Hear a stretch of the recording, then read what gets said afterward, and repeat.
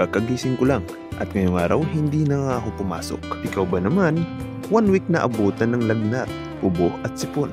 Halos nagkasabay-sabay. Ang mga kasama ko nga palang Muslim at Jason ang pumasok sapagkat dahil hindi kaya ng katawan at pinanghihinaan. Halos lumampas ng 1 week ang mga naramdaman kong sakit. Sakit ng katawan, isama na natin ang sakit ng bulsa. Pero hindi pa rin ako komporme sa ganito. Kaya kinagabihan, nagdesisyon ng mga kasama ko na magsama-sama kami sa isang trabaho.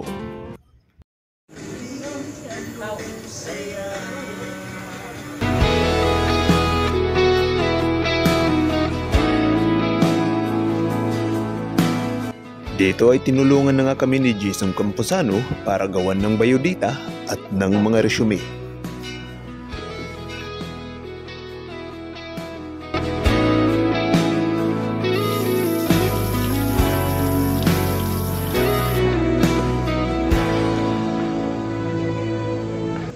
Ayan mga idol, ay gabi-gabi na naman dito sa Paranaque. Kasama natin dito yung mga manunubig natin. Mga taga Maguindanao. Maguindanao na, no? Oo, Maguindanao, Bangsamoro, Tinggi. Taga Mindanao. Sabihin mo taga Mindanao. Taga Mindanao, yan. Mga kasama nating Muslim dito sa trabaho. And magpapaturo tayo dito ng kanilang mga salita kasi yung salita nila iba sa atin at iba sa ating mga idol of Waray. Ibang lingwa. Ibang lingwa yung gamit nila. Maguindanao. Maguindanao. Mabilis. Hindi nila ako naiintindihan, hindi ko rin sila naiintindihan kaya nagagamit na lang kami ng Tagalog. So magpapaturo nga pala ako dito sa ating katropa kung ano nga ba sa Maguindanao ang mahal kita. Kalinyango sika. Ha? Kalinyango sika.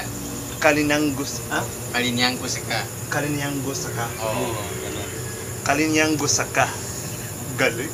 Doon kasi sa amin yung minamahal kita, hinigugma. Yeah, hinigugma. Parang Bisaya, no? Parang Bisaya rin, no? Hinihigugma ko ikaw. Hinihigugma ko Ko ikaw.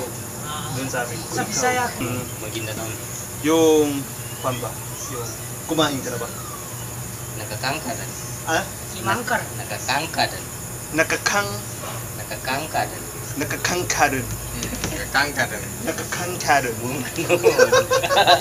Ayos na. Parang may matigas dyan sa dila mo. Nakakangkadan. Ito lang muna ang aming simpleng banding dahil sa mga susunod na araw ay maghahanap na kami ng mga trabaho.